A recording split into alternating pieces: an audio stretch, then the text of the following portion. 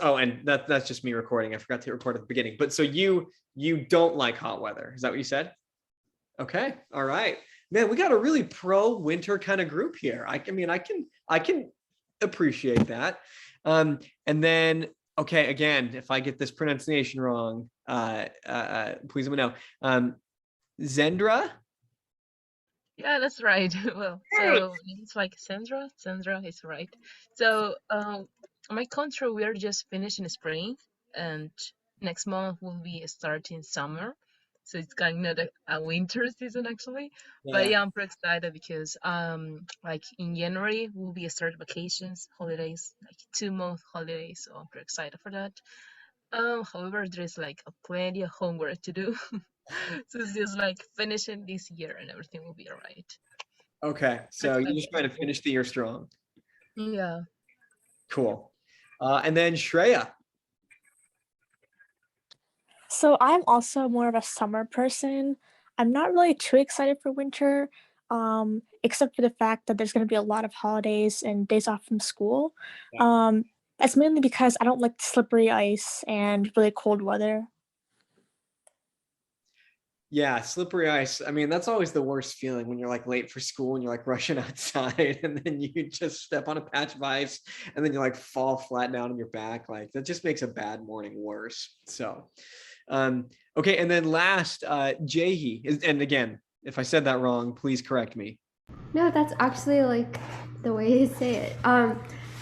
I would say that I'm super pro winter because of like how cozy things get. I feel like my bed is 10 times comfier in the winter. And today in my school's library, they set up a TV fireplace with like fireplace sounds coming out, and I was so impressed. I live for that, so I really appreciate winter for bringing that around. Oh, and like whoever had that idea at your school, like that's amazing. That's fantastic.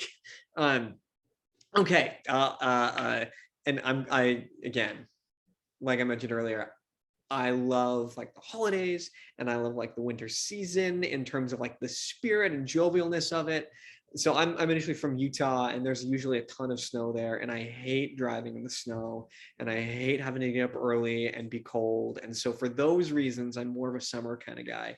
But I fully respect all of you who like winter more. I get that. In fact, my wife usually makes fun of me. She likes snow a lot more than I do. So um now as promised, we're about to dive into one of, I guess, my favorite topics in the world. And I'll maybe give a brief background of myself before we dive in. And hopefully that will frame why systems thinking is so important to me and why I'm so excited to share it with you. So like I mentioned, uh, uh, from Utah, really education policy is what I spend most of my time working on and studying. Was a high school teacher. I'm not anymore, but I had a great time while doing it. I taught in a public high school with specifically taught world history. In my state, worked a lot with different state legislators and worked with like the governor's office and the state board of education, the state superintendent of public instruction, just on a variety of different policy projects. And while doing that, it was really intentional, some of the stuff that I did, because a lot of you are in school right now and you really only see school from the perspective of a student.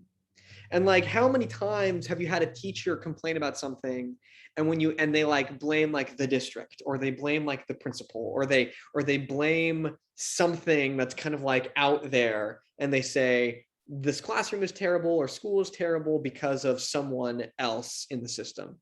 Raise your hand if you've heard someone complain about that before. Okay, so most of us. Great. Yeah, I heard that a lot in school too. And I wanted to figure out like what that bigger system was.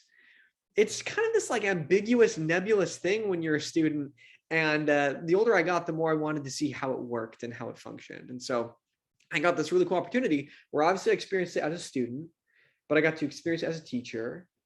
I got to experience working with my school district's chief financial officer, one of the assistant superintendents, and to see how things work at that level. I got to, like I mentioned, see it from the governor's perspective, or at least the governor's education advisor. I got to see it from the state board of education. I got to see it from the perspective of legislators, the people who are working on writing laws. And I got to see it, from the state superintendent, from that administrative side. I also got to see it from the National Governors Association side. I did a fellowship with them a few years ago. And I'm currently right now a graduate student at the University of Pennsylvania. They have an incredible education policy program. I'm studying education policy here.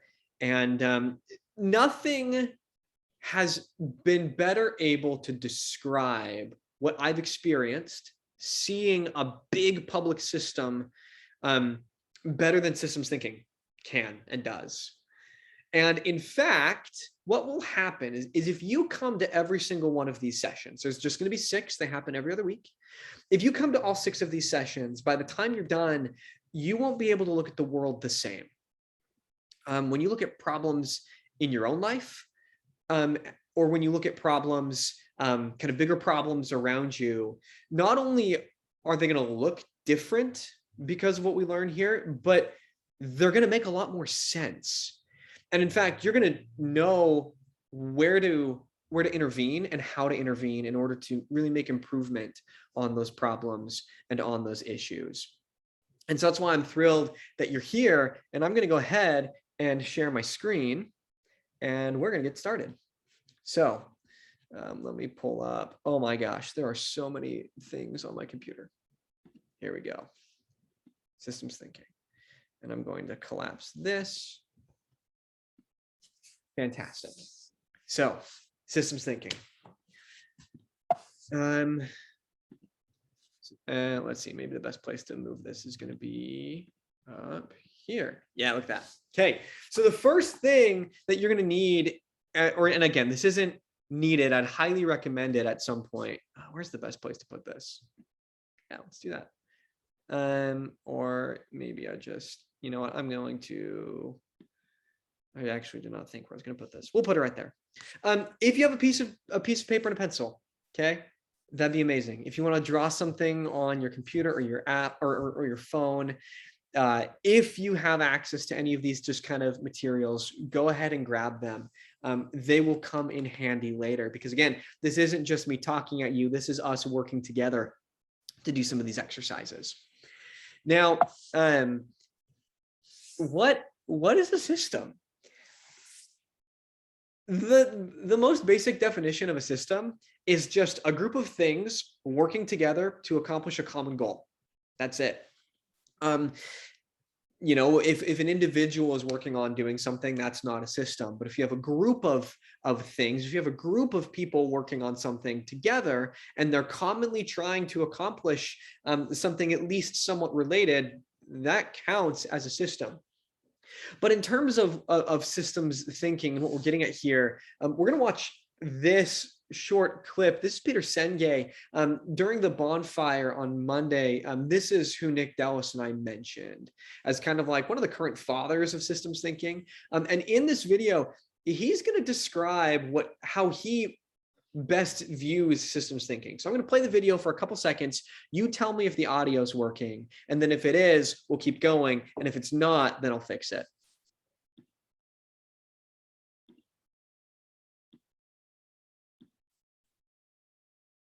Well, the term systems thinking is really a mixed bag, and I use it very, very cautiously. Is the sound working? Yes, it is. Yeah. Great. Yes. Well, the term systems thinking is really a mixed bag, and I use it very, very cautiously. First, both words are problematic, but the word system is the most problematic, because if you say the word system, the picture or image that pops up into most people's head is computer system. Like, you know, we need a systems expert here because our system's not working. The second most common association is management control system, as it's not my fault, it's the stupid system. Right? So these are the two associations that come first to people, and neither of them is what we're trying to help people understand. So whenever I'm trying to help people understand what this word system means, I usually start off by saying, are you part of a family? Everybody is part of family. Have you ever been seen in a family, people producing consequences in the family, how people act, how people feel, that aren't what anybody intends? Yep. How does that happen? Well, then people can tell their stories and think about it, but that then grounds people in not the jargon, system or systems thinking, but the reality that we live in webs of interdependence. A family is a fairly close-knit one. You can kind of see most all the key players. But still, even though we can identify maybe on a list of 10 or 15 names, here's all the key people in my immediate family, still the complexity of interactions amongst all those people is obviously such that consistently families produce outcomes that nobody wants, which is the other kind of, you might say, fundamental rationale for all of this. It's not to, quote, understand systems. That's an abstraction. It's to understand how it is that the problems that are the most vexing and difficult and intransigent that we all deal with come about. And obviously, to get a perspective on those problems that gives us some leverage and some insight as to what we might do differently. So, he says that the most common system that we're all a part of is a family. And he goes beyond that. And he says really the best way to understand systems thinking is to actually think about your family. So how many of you have been in a situation in your family where, like, I don't know, like you're frustrated, like you're just frustrated, with something that's happened in your family, right? Whether it's with your siblings, whether that's with like your parents, or if your parents are frustrated at you. And it's kind of funny because, like, collectively, if you all think about it, your family is a system. What's the ultimate goal? Well, it's probably to be happy, right? It's probably to like get along and have a good life. And yet the fact that in our families, we all have the same goal, but there's still so much difficulty and frustration that happens, gets to kind of the bigger point of systems thinking. And we'll come back to this idea in a little bit, but I think the way that Peter Senge describes it is beautiful, that we're all part of families, and families are still pretty small systems, and yet the complexity is such that we still produce outcomes that we don't necessarily want. When you're in a fight with one of your siblings, you don't want to be in that fight. Chances are they don't want to be in that fight either. Well, if neither of you want to be in that fight, why are you fighting? And yet we do it so often. So that gets to some of the bigger ideas. Now, the types of systems that we concern ourselves with are the systems that we create as people, whether it's families, whether it's school systems, whether it's healthcare systems, whether it's political systems like governments. And human created systems have kind of three fundamental attributes to them, or I guess three, I don't know, maybe the word categories for it: values, goals, and actions. Everything starts with values.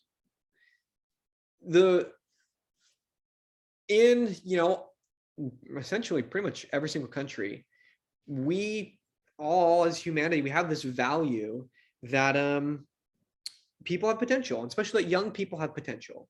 And that young people, if they're trained and if they can be mentored, that they can turn into something really, really special.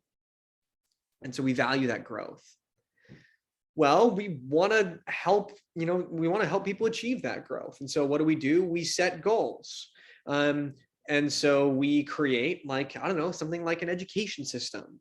And we set goals saying, well, here are the fundamental skills that we really want people to master so they can help leave a lasting impact on the world. We want them to have a really good understanding of mathematics. We want them to have a really good understanding of how to speak and how to represent themselves and what's happened in the past. And all of a sudden we start setting these goals. And all of a sudden you can start to see that we've kind of formed this structure around our values. And then we perform actions to achieve those goals. A government hires teachers, it hires principals, it builds buildings, all in the name of achieving these goals to fulfill these values, namely to educate and develop you as you grow, so that way you can not only have an incredible life, but that you can make this world a better place. And that's how it functions. Now, systems operate primarily by a couple of mechanisms. And the first mechanism is what's called a stock. And I'm going to try and get my screen full screen again, because when I play a video, it goes out of full screen. And we're gonna, here we go, perfect. And we're gonna put these up here. Great. So the first fundamental concept is the idea of a stock. Now, a stock is a really interesting and it's a really important thing. But first, the best way to understand a stock is just think of a bathtub. Okay, the sole function of a bathtub is to hold a resource, and that resource is water. With that bathtub, there's also inflows and outflows. If we wanted to increase the amount of water in that bathtub, all we have to do is turn on the faucet and make sure that it's plugged, right? We want to make sure that it's plugged if we want to increase the water in the bathtub. If we wanted to decrease the water in the bathtub, obviously we'd open up the drain, and that consists of an outflow. And you know, something interesting that you potentially could do with a stock is you could have you could, you know, turn the faucet on and unplug the drain at the same time. You know, maybe you've done this, and you can see that depending on how big the outflow is and depending on how big the inflow is, the water level can actually maybe stay the same. And so it's not filling up and it's not reducing, but it's staying at the same level, even though there's movement going through it. For a bathtub, okay, yeah, that makes intuitive sense. But the fundamental really goal of all systems is to kind of preserve their stocks. A great example of this is in school. And again, let me just make it so I can see all of you. And yeah, you can raise your hand using reaction or just raise your hand on your screen. How many of you have grades in school? Okay. With your grades, you like to have your grades pretty high, right? In fact, if your grades fall below a certain level, do you start to kind of like freak out a little bit? Yeah. Your grades, your grade book, like that's a stock. And so much of your behavior in school is about keeping that stock full. Is this making sense? Great, amazing. The funny thing about it is, like, not only do you have expectations about what you want your stock to be, but like other people around you have expectations, right? Like your parents, do they have like a certain threshold of where they want your grades to be? Yeah. And like, I don't know, maybe your teachers. And the funny thing is, like, as long as your grades align with whatever your predetermined level is, you're fine, right? Some of us, as long as as long as we're doing better than a C, we're fine. As long as our grade book is filled over the level of C, we're happy. But for some of us, anything less than an A is devastating. And it's not just, obviously, like if we look at another example outside of like grades, you can look at like a bank account, for example. And again, this introduces the idea of flows as well. Your bank account is a stock. And so much of your behavior and so much of your parents' behavior and your friends' behavior is focused around this stock. You want to keep your bank account at a certain level. And you know, if you want to increase the amount of money in your bank account, well, you have to turn on an inflow. You have to turn on the faucet on the bathtub. Well, how do you do that? You probably have to get a job. Okay. Well, getting a job requires some stuff. If you got to drive to work every day, that means you need a car. And if you can't afford a car with cash, it means you got to take out a loan, which means $200 to $300 is coming out of your bank account every single month. And you may want to do some fun stuff. If you're working really hard, you got to treat yourself, right? So maybe you go buy yourself some new clothes. Maybe you go on some dates. Maybe you go spend time with friends. But the point is, you can see that this stock always has stuff coming in and always has stuff going out. And as long as the level of the stock is where we want it to be, the system is happy. We're fine. But the moment this stock goes below a level that, you know, you're comfortable with, or that the people involved in the system are comfortable with, that's when everyone freaks out, right? And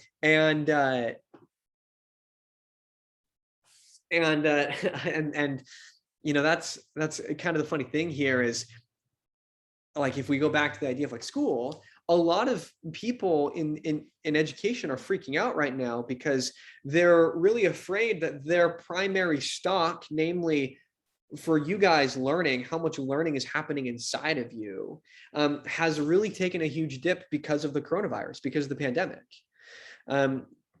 They feel like, well, there's been a lot of research that's come out that says that students haven't learned as much in the last 2 years as they typically do learn. And so you see a lot of people coming together to try and increase the stock back up. But the base idea here is that your stock always has inflows, it always has outflows, and we are obsessively trying to make sure that our inflow, that our stocks are doing fine.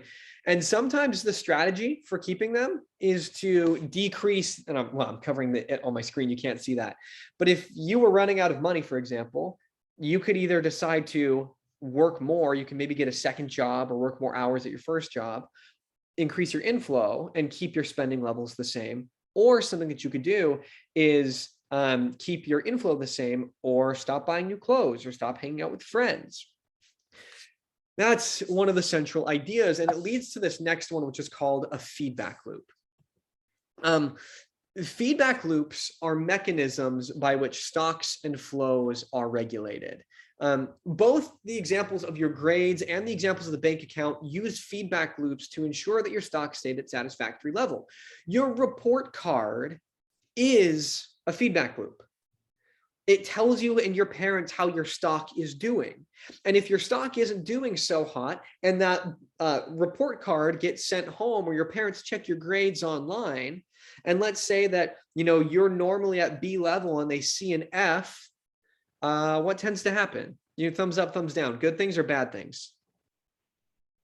Seeing lots of bad things happen. And that's feedback. The system starts to take specific actions to try and get the stock back at the level that it wants it to be. And a thermostat is a perfect example of a feedback loop. The specific stock that it's measuring in a room is the amount of heat that's stored in a room. And as long as the amount of heat, like right here, 68 degrees, as long as the amount of heat in the room is what this preset level wants it to be, it's fine. It doesn't do anything. But the moment it drops below its desired level, what does it start doing? It starts to talk with other machines in your house and say, hey, we need to pump more heat energy into this room in order to get the stock at its desired level. Is this making sense? Yeah, you can just nod your heads. Fantastic. Great. So again, feedback loops. This is what they look like, and feedback loops are one of the primary mechanisms that influence your behavior every single day, all of our behaviors. And I really start encouraging you to start looking for the stocks and the flows and the feedback loops in your life. We'll get to that in a little bit. But every single day, whether it's with our friends, whether it's with our family, whether it's working on whatever, we are consistently managing our own individual stocks and flows. And when they're not where we want them to be, we start to make changes. And again, that'll make more sense in just a little bit.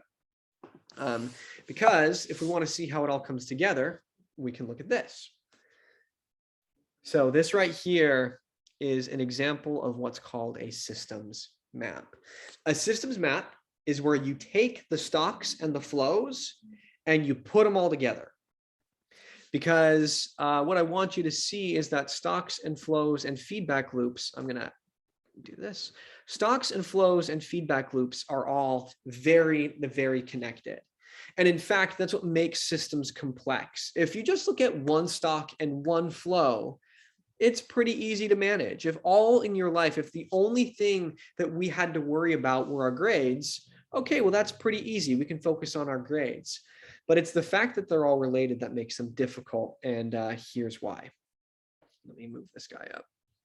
So, oh, and I got to move some of this stuff down because we can't see it all.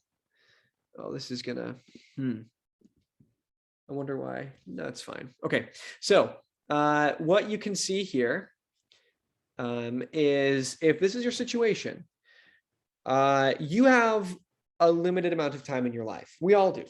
Unfortunately, there's only 24 hours in a day, and we have to kind of spread that out in the way that we feel is as best as possible.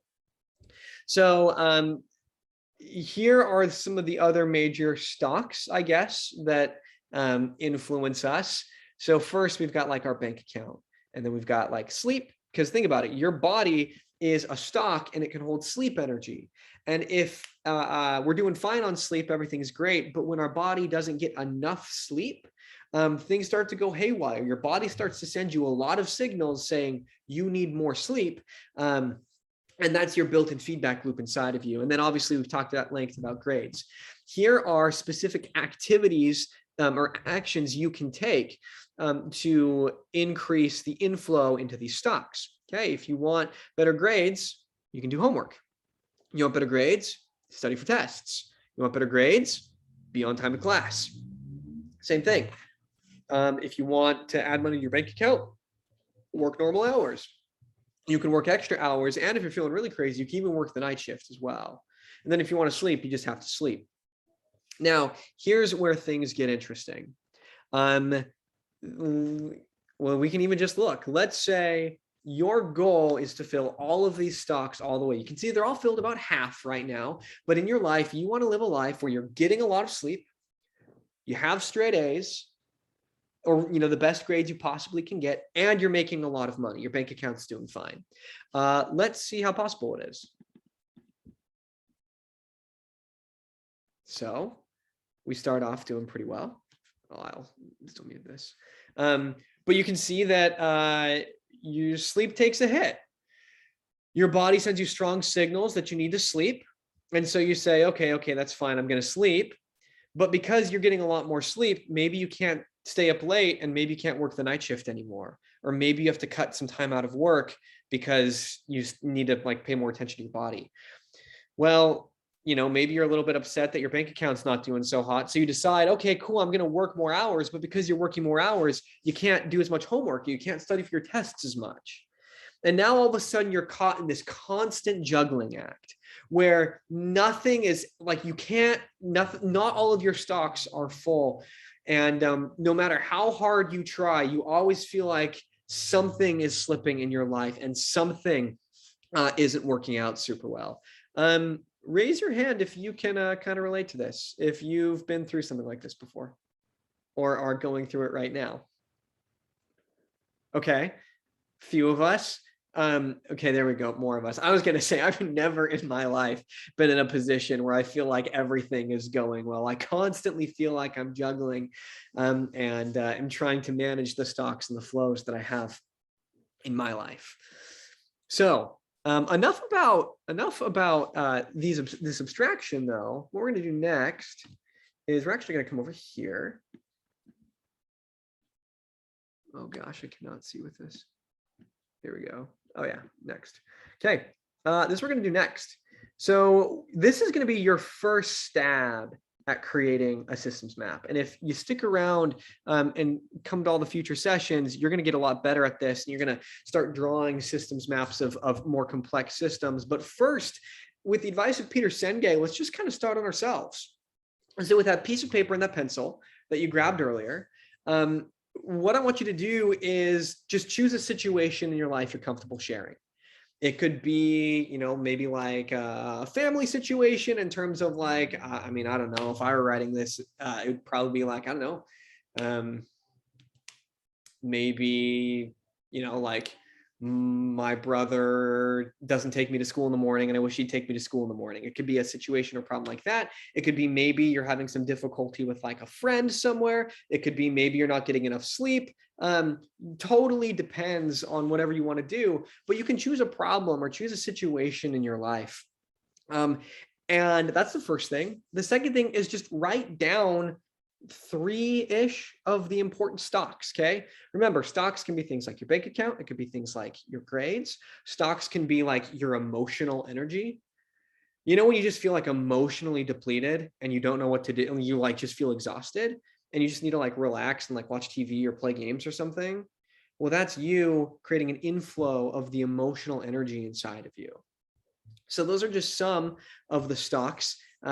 And we'll just maybe start there, and then depending on how time is going, we'll connect them later. So I don't know, if I were to give you all, let me bring you up here. If I were to give you all, I don't know, 5 minutes, do you think you could think of a situation and write down 3 to 5 of the most important stocks in that situation? Is this making sense? Do you have any questions? I love questions. If this is Yeah, confusing, I do. Yeah, so like what activities are we supposed to, like, can you just give an example? Yeah. So an example, let's say if I were to put myself in my teenage shoes, let's say that I really want to do my homework, but my little sisters are being really, really loud. And so like I'm sitting in my room trying to do my really hard math homework, and my little sisters are being really, really loud. Okay. So what are the important stocks? Okay, well, the first stock is going to be my grades, right? Because I'm stressed about my grade levels not being good. Maybe the second stock is noise level in my room. There's too much noise in my room, and I wish there was a way to like prevent the inflow, right? Like soundproof my room. And so that'd be a second one. And then maybe the third one is like, maybe in that situation, you know, as a teenage brother, I don't feel like the respect is high enough in the relationship, that the relationship is a stock, and the resource I care about in the relationship, respect, there's not enough in it because like my sisters are yelling and screaming outside while I'm trying to work on homework. Does that make sense? Yes, a lot. Thanks. Great. Are there any other questions? Okay. This is allowed to be hard. This is supposed to be different. We're not taught to look at the world this way. So if this feels a little bit uncomfortable, and if your head is like having a hard time, maybe like thinking of something like this from this perspective, that's a good sign. Okay. So I'm going to turn on some music. I'm going to give you like 3 to 5 minutes. We'll come back and have a couple of you share. All right. Yep, you can feel free to keep your screens on or turn your screens off at this time as you're working on your thing. But we'll come back in like 3 to 5 minutes.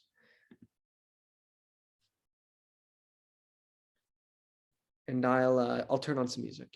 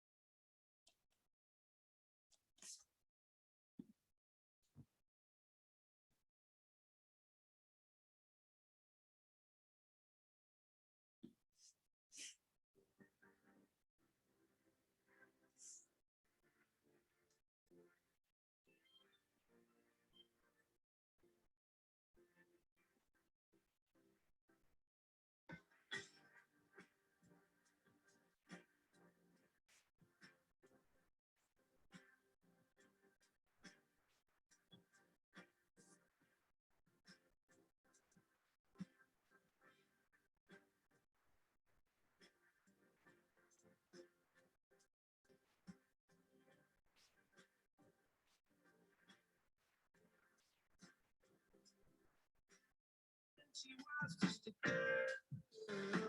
She expected the world, but it flew away from her reach. So she ran away in a sleep and dreamed of paradise, paradise, paradise.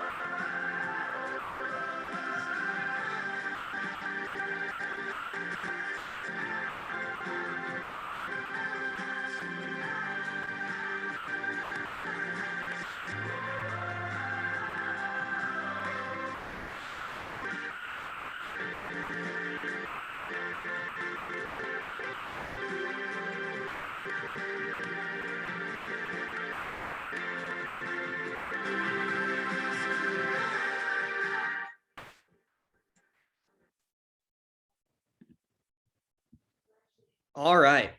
So I would love to get some brave volunteers to just quickly share the problem or situation you talked about and what were the stocks that you mentioned. Yeah, go for it. Go for it, Armin. Okay, so my situation is like when we had online classes, my class was not as interactive as a group, whether be it during class or be it after the class. So like this is a situation, and the stocks associations within class, like the level of interactions they had within their peers, like 2, 3 people interacting with each other. So while I was a part of many groups, but they weren't, so that defined the level of interaction within them. And the second thing that came were grades. So like the person, like being a commerce student, like it was kind of weird that the people who had higher grades had more connections, and the people who had lower grades had less connections. So that kind of defined the efforts, because when we had peers, we could actually combine our efforts and get some sort of a good, what should I say, a good flow, like on which we could stand on together. Like if we would have problems, we would just sort it out, but that wouldn't be the case with everyone else. And the third one is level of activity, like the level of interaction they have within class. That kind of defines the next talk, which is relations with teachers. And one more thing which I like sought to enter was residential addresses, because having a common ground shared like enabled us to be more connected, like we could visit each other, and that could like sort of help us in like sorting these problems. Fantastic. You've got a great situation and problem. Well, I mean, the problem, having that problem isn't great, but you've like identified like a really good situation, which is in these online classes, there wasn't a whole lot of interaction going on. And like, again, if the online space, and this is just a great example of like a definition of a stock, that online space that we call a classroom now has become a stock. And the resource you care about is interaction, participation. We've all heard our teachers say, why aren't you guys participating more, right? Like what they're saying is this level of activity isn't high enough in my stock right now. Anyway, and so you've identified, yeah, and then you also have found this really cool association, which is where the students who tended to have higher grades, when they interacted, they had like kind of like this positive reinforcing cycle on each other. And that's really important, that these stocks, namely grades and activity, when you connected them with certain students, had a really positive influence on each other. Amazing example. Thank you so much. Gabby, go for it. So my problem was kind of like how hard it is to juggle school. So my So 3 hard. stocks were, well, my biggest one were my grades because it's really important for me to keep them high for my future. So like, you know, I can always have like it looking pretty on my resume. But that takes a lot of work. So my second one was keeping my mental motivation and like my mental health like good. Because school can be like really stressful and you know I just have to make sure that I'm always on top of it, so it's important that I'm giving that effort. I'm also like I'm working hard, but I'm also taking the time out to like give myself breaks. And then my third one was sleep. Like you said, sleep is very important, even though, you know, we do it just because we're tired. But I feel like even we just have to sleep to get the energy we need to work and the energy we need to do other things in life. Amazing, right? And like you identified like grades and then and like mental health, that's a huge one. And that's honestly one of the most important stocks that we each have is making sure that mental health is high. And that can take a lot of careful figuring out what inflows we need in our life to keep our mental health high, and also what outflows we need to cut off in order to keep our mental health high. You mentioned another interesting one that you could argue is a stock, your resume. If you hand someone your resume with your name on it and the rest is blank, that's a pretty empty stock, isn't it? But if you fill it up with the really meaningful things, now you have a full stock and now you're fine. Fantastic. Okay. And then, yeah, Hemina, go for it. So the problem is that I want to do sports with my family, but we have different schedules. So maybe a stock would be that it would affect my parents' work, or another one could be that it would affect my study time, my grade, because it's not a great schedule for me. And the last one would be that we have like different activities. Maybe I have like art classes or they have another activities. So that could affect this problem. Yeah. 100%. And like you've kind of defined like this really cool stock, which is collective family time, right? And which is like defined as all of your family having time at the same time. And what you've identified is there are so many separate outflows with all of your activities that that shared family time doesn't really exist as often as you want it to. Really great, really creative ways to look at your problems. And as a lot of you, and especially, you know, like Hemina, as you just mentioned, and this is, oh yeah, go for it, Zendra. And again, did I say that wrong? Well, in my case, it wasn't like exactly a problem, but it's mostly a situation, like What? when I'm doing homework. So, for example, I was like my software notifications, music, homework complexity, friends, and time. So, for example, when it comes to notifications, like Slack, check Slack notifications, or for example, new important email. Some things that just pop up on my screen when I'm working. So it's like a distractor, and sometimes I need to check them. So it's like something I need to keep track of.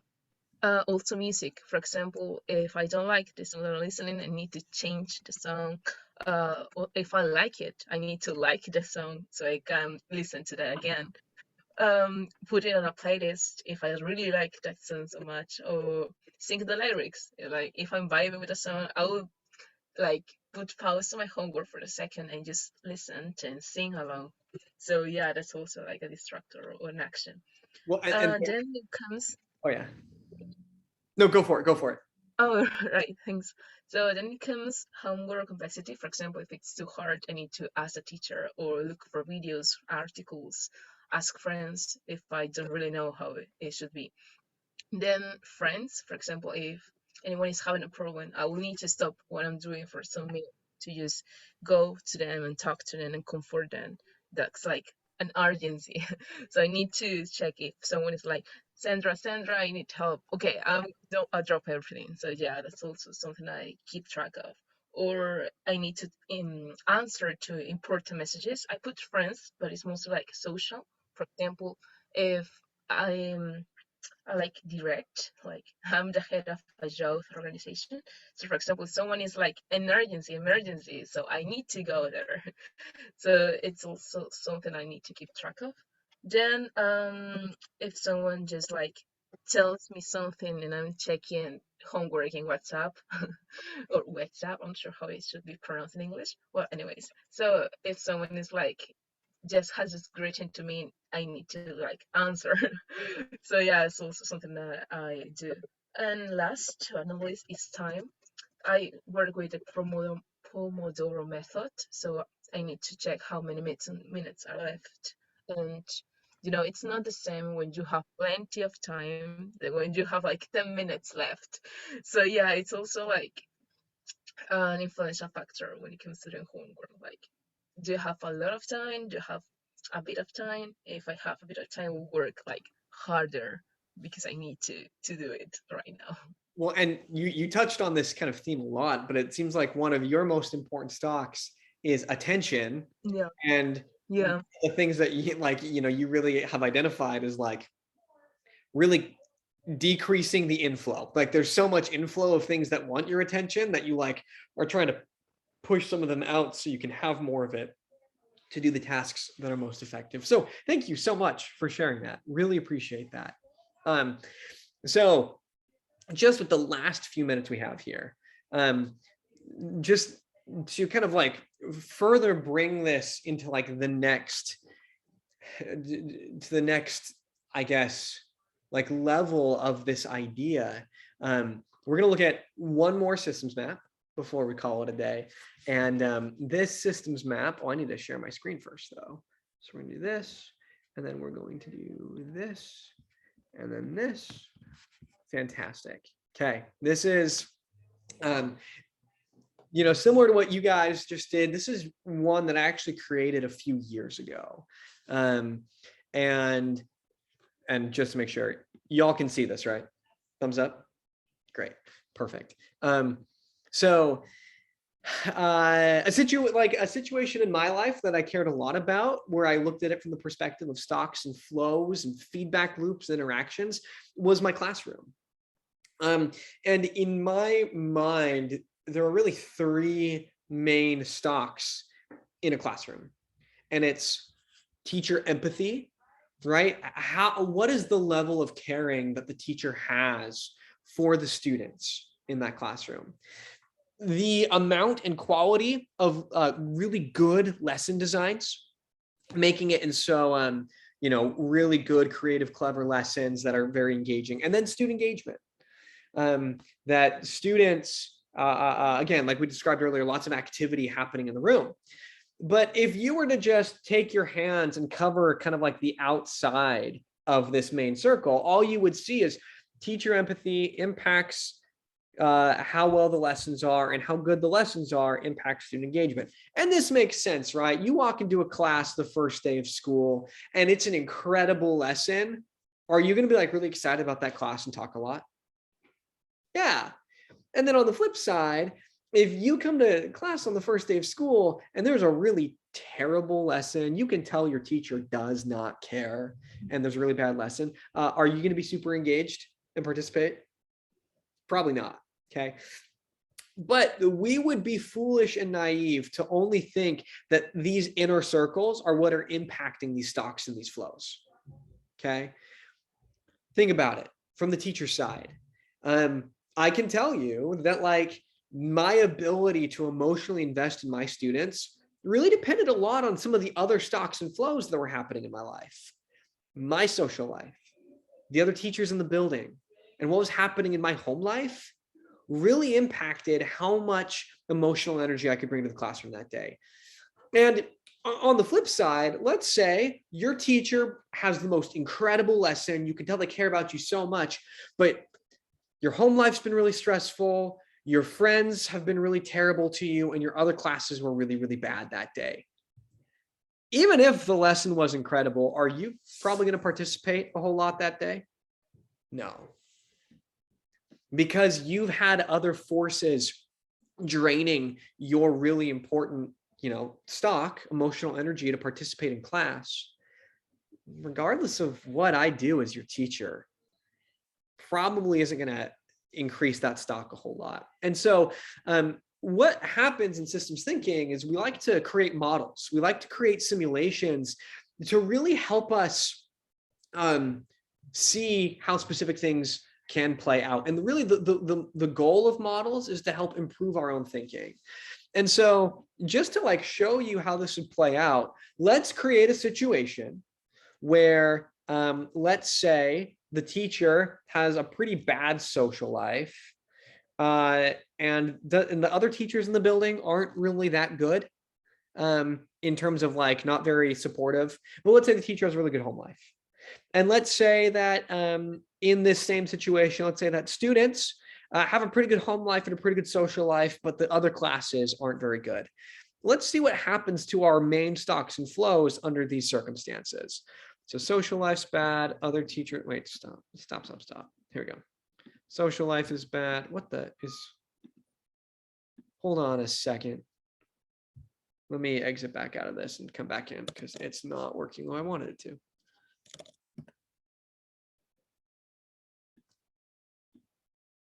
Okay, there we go. So we said bad social life, poor influence other teachers, other class pretty bad, social life's pretty good, home life's pretty good. So based off of those exterior factors, how's this classroom doing?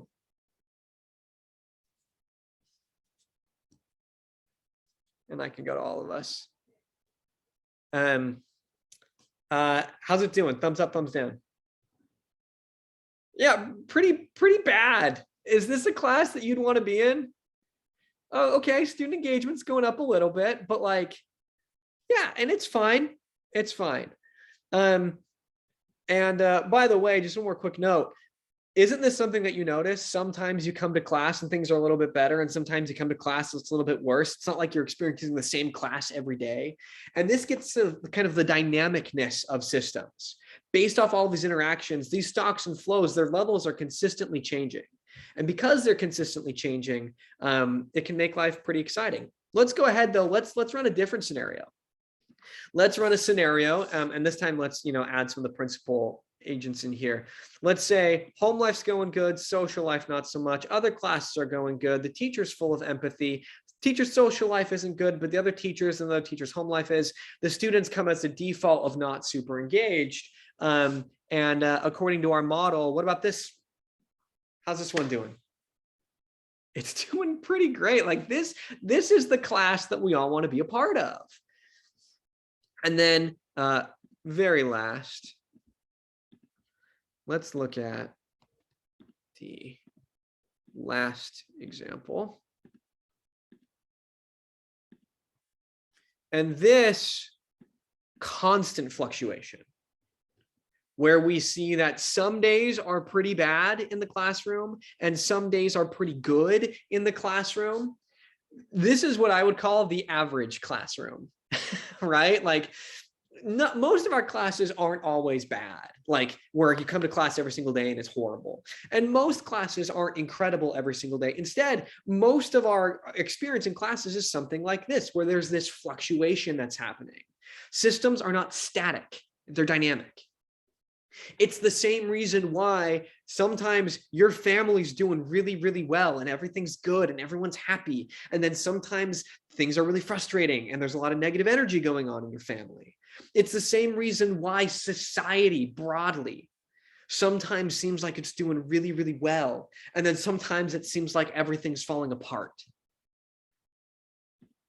This dynamic nature of systems is something that is so important for us to understand. And if we can start to see the world as a series of stocks and flows, and if we can really start to see the clarity that comes when we look at the world in terms of stocks and flows and feedback loops, that is the beginning of understanding that we can then use to leverage and make things better.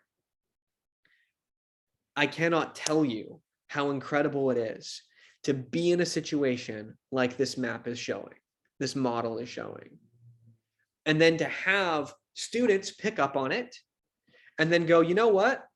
I realize that this is, maybe a pretty bad day. I'm going to intentionally leverage this and try and inject more into this system. And with enough students participating in a really positive way, you can see this system turn around and go from mediocrity to excellence. And that's the main idea I want to leave you all with today, is this starting to see the world in this way empowers us to know where to intervene in order to turn around some of these more negative cycles that we see. Are there any questions?